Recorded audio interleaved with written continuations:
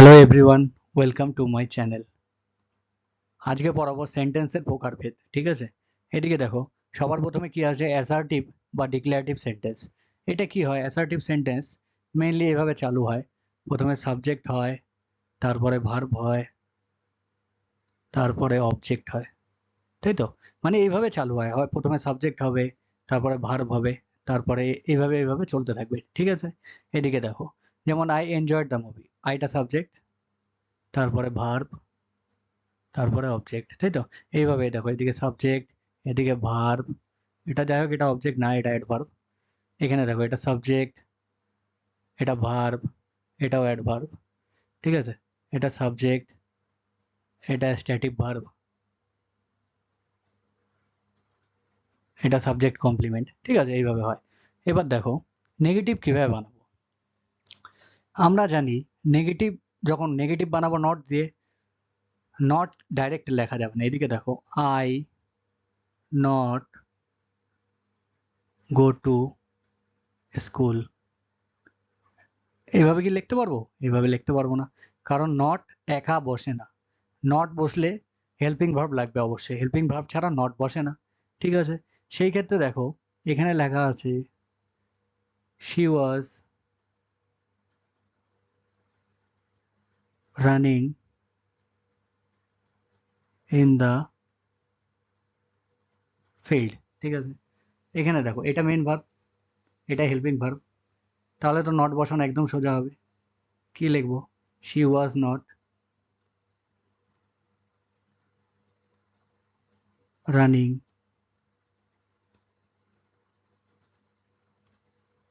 In the field, একদম সহজ।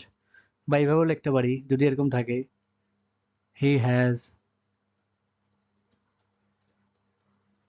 Done the work. এটা তো অ্যাসার্টিভ সেন্টেন্স, এখানে নট বানাতে গেলে কি করবো? এখানে এখানে নট লাগাই দেবো, কারণ এই যে হেল্পিং ভার্ব পেয়ে গেলাম। কিন্তু এটা প্রশ্ন না, প্রশ্ন হচ্ছে যেখানে হেল্পিং ভার্ব থাকবে না সেইখানে আমরা নটটা কিভাবে বসাবো।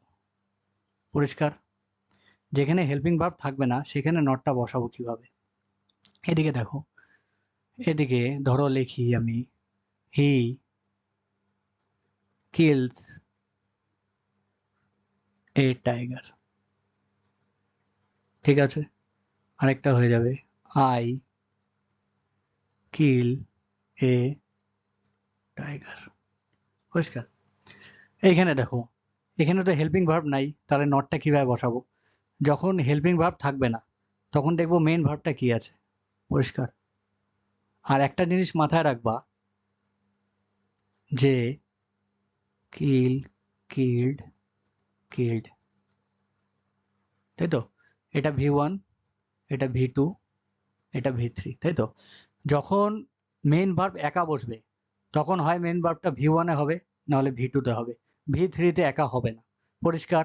যখন মেইন ভার্ব একা বসবে তখন হয় V1 এ হবে, নাহলে এটা V2 তে হবে। ঠিক আছে, এবার যখন V1 থাকবে, V1 থাকলে পরে হয় ডু আসবে, না হলে পরে ডাজ আসবে। পরিষ্কার? ঠিক আছে, এখানে দেখো, হি, এটা V1, তাই কি আসবে? ডু না হলে ডাজ। যদি আমরা ডু লিখি এখানে, কিন্তু এখানের এসটা তাহলে এখানে নিয়ে আসতে লাগবে। এবার দেখো, এবার যে মেন ভার্বটা লিখবো, ভার্বের বেস ফর্মটা লিখবো। বেস ফর্মটা কি আছে? কিল এ টাইগার। ঠিক আছে, এটার আরেকটা উপায় আছে। যদি যদি সাবজেক্টটা থার্ড পার্সন সিঙ্গুলার নাম্বার হয়, থার্ড পার্সন সিঙ্গুলার নাম্বার বলতে হি, সি, ইট, আর যে কোনো নাম, নাম মানে একটা লোক যদি থাকে, তাহলে এটা কি হবে? ডাজ নট হয়। ঠিক আছে, এখানে যেমন এটা V1 আছে, তার মানে কি হবে? ডু আর ডাজ হবে, তাই তো? তাহলে আই, যেহেতু এটা থার্ড পার্সন সিঙ্গুলার নাম্বার না, তাই এখানে ডু নট হবে। আর এখানে বেস ফর্ম তো কিলের বেস ফর্ম তো কিলই আছে, কিল এ টাইগার। পরিষ্কার? আর না হলে পরে ওই শর্টকাট বুদ্ধি লাগাতে হবে, শর্টকাট বুদ্ধি, ওই এসটা এখানে নিয়ে আসলে পরে ডাজ হয়ে যাবে। ঠিক আছে, এবার V1 কে কিভাবে ভাঙে ডু আর ডাজ নট আনি এটা তো বোঝা গেল। এবার V2 থাকলে পরে কি করব? যদি থাকতো আই কিল্ড এ টাইগার, এখানে মেইন ভার্ব আছে, মেইন ভার্ব হয় V1 এ হবে নাহলে V2 তে হবে। এটা কিসে আছে? আমরা জানি এটা V2 তে আছে। V2 তে থাকলে পরে কি আনবো? V2 তে থাকলে পরে ডিড আনবো। পরিষ্কার? V1 এ থাকলে ডু আর ডাজ হবে, V2 তে থাকলে পরে ডিড হবে। ঠিক আছে? ডাজ কোথায় বসবে? থার্ড পারসন সিঙ্গুলার নাম্বার হলে পরে ডাজ বসবে। এখানে কি হবে? এটা যেহেতু V2 তাই এখানে ডিড বসবে। I did not. এবার যেহেতু ডু ডিড ডাজ যদি লিখে ফেলি, তারপরে যে মেইন ভার্বটা লিখবো এটা বেস ফর্মে লিখবো। বেস ফর্ম কি হবে? কিল এ টাইগার। বোঝা গেল? বোঝা গেল? তার মানে ডু ডাজ আর যদি ডিড বসাই তারপরে কি হবে? বেস ফর্ম হবে, তাই তো? এখানে এটাই লেখা আছে, when we do not get helping verb take a helping verb according to the given verb। মানে V1 হলে পরে কি নিয়ে আসবো? ডু আর ডাজ নিয়ে আসবো। V2 থাকলে পরে ডিড নিয়ে আসবো, তাই তো? আর always use V1 after do did does. Do did does যখন ইউজ করে ফেলবো, তারপরে যখন ভার্বটা হবে ওই ভার্বটা সবসময় কিসে লিখবো? V1 এ লিখবো। ঠিক আছে? এদিকে দেখো, নেগেটিভ নট ছাড়াও অনেক শব্দ দিয়ে বানানো যায়। হি হার্ডলি ডাজ এ জব, যেমন সে আদৌ কোনো কাজ করে না। পরিষ্কার? যেমন এগুলো never, seldom, hardly, scarcely, barely, rarely, until, unless, less, least, forbade, এগুলো দিয়েও নেগেটিভ লেখা যায়। ঠিক আছে? এরপরের স্লাইডে চলো। দেখো এরপরের স্লাইডে ইন্টারোগেটিভ। ইন্টারোগেটিভ মানে প্রশ্নবোধক কিভাবে বানায়? প্রশ্নবোধক দুই রকম ভাবে বানানো যায়। একবার WH ফ্যামিলি দিয়ে, মানে হোয়েন, হোয়াট, হোয়াই এগুলো দিয়ে একটা প্রশ্ন হয়, আরেকটা হয় হেল্পিং ভার্ব দিয়ে বা মডেল ভার্ব দিয়ে। এখানে দেখো, WH দিয়ে যখন প্রশ্ন জিজ্ঞাসা করবো, হোয়ার আর ইউ ডুইং, তখন কি বলবা তুমি? হোয়ার আর ইউ গোয়িং, তুমি কি কোথায় যাচ্ছ? তুমি নিশ্চয়ই ইয়েস নো বলবা না। ইয়েস নো বলবা? বলবা না। নিশ্চয়ই একটা অ্যান্সার দিবা। যদি লেখো যে মার্কেট, তাই তো? তার মানে কি, WH দিয়ে যদি প্রশ্ন জিজ্ঞাসা হয় তাহলে একটা পার্টিকুলার অ্যান্সার হবে ওটার। ঠিক আছে? এর জন্য এটাকে বলে ওপেন এন্ডেড। ঠিক আছে? কিন্তু দেখো হেল্পিং ভার্ব আর মডেল দিয়ে যদি প্রশ্ন জিজ্ঞাসা করি, ডু ইউ ইট ম্যাঙ্গো, তাহলে কি বলবা? তুমি কোন আম খাইছো? বলবা ল্যাংড়া আম খাইছি? নিশ্চয়ই বলবা না। বলবা ইয়েস, না হলে পরে নো। এই দুটার মধ্যে একটা অ্যান্সার হবে, তাই তো? নিচে দেখো, will you attend the function, এখানে বলছি কি তুমি কি ফাংশন অ্যাটেন্ড করবে? তুমি কি লিখবা? তুমি জায়গার নাম নিশ্চয়ই বলবা না, এখানে কি বলবা? হয় ইয়েস হবে, না হলে পরে নো হবে। এটাকে এর জন্য কি বলে? এটাকে বলে ক্লোজ এন্ডেড। মানে WH আর সরি হেল্পিং ভার্ব আর মডেল ভার্ব দিয়ে যদি প্রশ্ন জিজ্ঞাসা করি তাহলে অ্যান্সার হবে ইয়েস আর নোতে। ঠিক আছে? আর যদি WH দিয়ে প্রশ্ন জিজ্ঞাসা করি তাহলে একটা অ্যান্সার হবে which movie should we watch, কোন মুভিটা আমাদের দেখা উচিত। তাই এটা নিশ্চয়ই একটা অ্যান্সার হবে, তাই কি না? এটা তো ইয়েস নোতে হবে না। চলো এবার দেখো, এবার মেইনলি প্রশ্নবোধক আমরা বানাবো কিভাবে। ঠিক আছে? প্রশ্নবোধক বানাতে গেলে এই নিয়মটা অনুসারে বানাতে লাগবে। প্রথমে WH লিখতে লাগবে, তারপর হেল্পিং ভার্ব, তারপর সাবজেক্ট, তারপর মেইন ভার্ব প্লাস অবজেক্ট। ঠিক আছে? চলো এখানে দেখো কি লেখা আছে, আই হ্যাভ প্লেড গেম, তাই তো? এটাকে প্রশ্নবোধক বানাতে গেলে কি করতে লাগবে? সবার প্রথমে WH ওয়ার্ড, এখানে তো WH ওয়ার্ড নাই তাই WH বসাবো না। এরপরে কি আছে? Helping verb. হেল্পিং ভার্ব হ্যাভটাকে নিয়ে আসলাম, হেল্পিং ভার্ব, তারপর সাবজেক্ট, সাবজেক্ট হলো আই, তাই তো? Main verb played the game. পরিষ্কার? হ্যাঁ পরিষ্কার। এদিকে দেখো লেখা আছে যদি থাকে আই অ্যাম প্লেয়িং, ঠিক আছে, ক্রিকেট। এটাকে যদি প্রশ্নবোধক বানাই তাহলে কি হবে? সবার প্রথমে WH নিয়ে আসবো, WH তো এখানে নাই। তারপরে কি আছে? হেল্পিং ভার্ব, হেল্পিং ভার্ব কি আছে? অ্যাম। তারপরে কি আছে? সাবজেক্ট, সাবজেক্ট কি আছে এখানে? আই। তারপরে মেইন ভার্ব, মেইন ভার্ব কি আছে? Playing cricket. ব্যাস, প্রশ্নবোধক হয়ে গেল। বোঝা গেল প্রশ্নবোধক কিভাবে বানাই। এই ক্ষেত্রেও যেখানে হেল্পিং ভার্ব থাকে সেখানে তো প্রশ্ন বানানো একদম সোজা, সবাই বানাতে পারবে, তাই তো? কিন্তু যেখানে হেল্পিং ভার্ব নাই সেইখানে প্রশ্নবোধক কিভাবে বানাবো, তাই তো? এদিকে দেখো লেখা আছে হি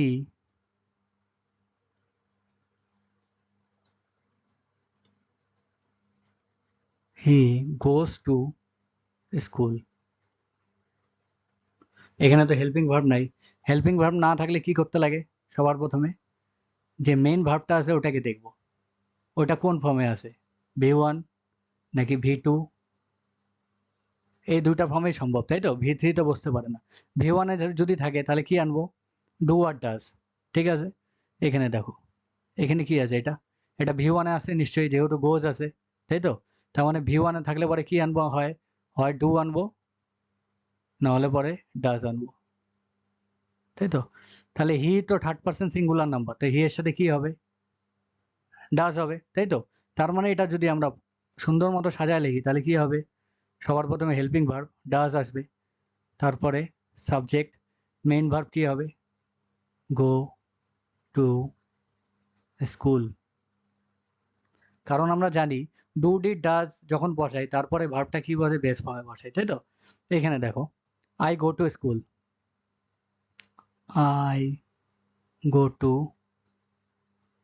স্কুল, এখানেও হেল্পিং ভার্ব নাই, তাহলে হেল্পিং ভার্ব আনার জন্য কি করতে লাগবে, এটাকে ভাঙতে লাগবে। সবার আগে এটা দেখবো কোন টেন্সে আছে, V1 এ আছে না V2 তে আছে। এটা V1 এ আছে, জানি আমরা গো, তাই তো। কি হয়, গো, ওয়েন্ট, গন, তাই না। তার মানে V1 এ আসলে কি হবে, হয় ডু হবে নাহলে ডাজ হবে, তাই তো। এবার আই আছে, আই এর সাথে কি হবে, এটা তো থার্ড পার্সন সিঙ্গুলার নাম্বার না, থার্ড পার্সন সিঙ্গুলার নাম্বার থাকলে ডাজ হতো, এখানে হি থাকলে ডাজ করতাম। যেহেতু এটা ফার্স্ট পার্সন তাই এর জন্য কি হবে, ডু আই, WH নাই, helping verb plus subject plus main verb plus object, হয়ে গেল প্রশ্ন কত। এদিকে দেখো যদি থাকে আই ওয়েন্ট টু স্কুল, এটা তো হেল্পিং ভার্ব নাই, কি করব, হেল্পিং ভার্ব না থাকলে এই ভার্বটাকে দেখবো, এই ওয়েন্ট, এটা হচ্ছে গো, ওয়েন্ট, তারপরে গন, V1 V2 V3। আমরা একটু আগেই জানলাম V2 থাকলে পরে কি করি, ডিড নট নিয়ে আসি, তাই তো, মানে ডিড আসে। তাহলে এখানে কি হবে, helping verb plus subject plus main verb, main verb কি লিখবো, ডু ডিড ডাজ যদি ইউজ করে ফেলি তারপরে মেইন ভার্ব সবসময় কি লিখবো, মেইন ভার্ব সবসময় বেস ফর্ম লিখবো, তাই তো।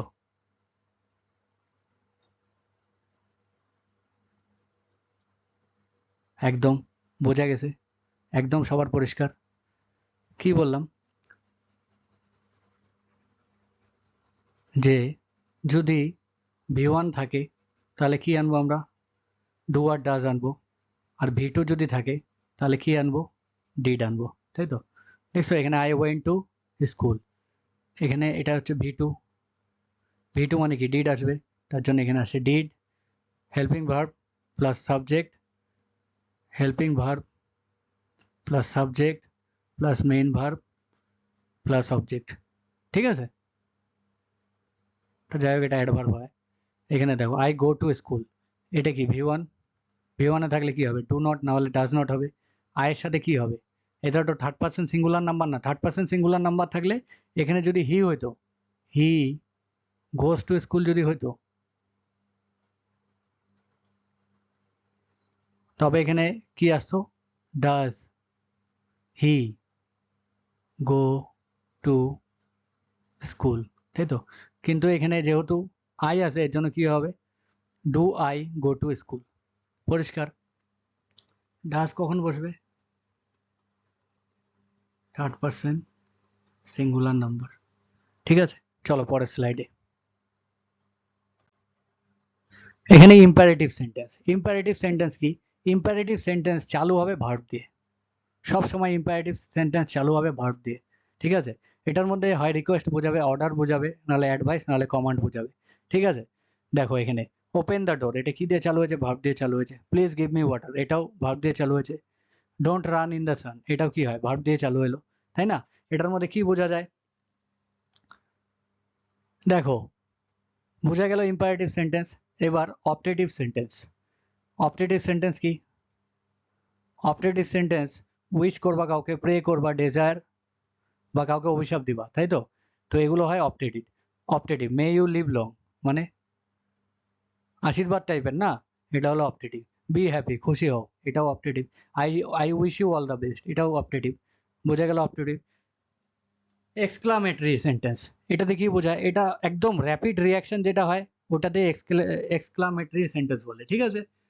যেমন সারপ্রাইজ হয়ে যায়, শক হয়ে যায়, ওয়ান্ডার হয়ে যায়, মানে র্যাপিড রিয়াকশন হয়ে যায়। জয় আর হ্যাপিনেসের জন্য আমরা কি লিখি? ওয়া, হুররে। সরোর ক্ষেত্রে অ্যালাস, তাই তো? এভাবে লিখি, hurrah we have won the match. সেই মজা, আমরা ম্যাচ জিতে গেছি। ঠিক আছে, আজকে এখানেই থাক।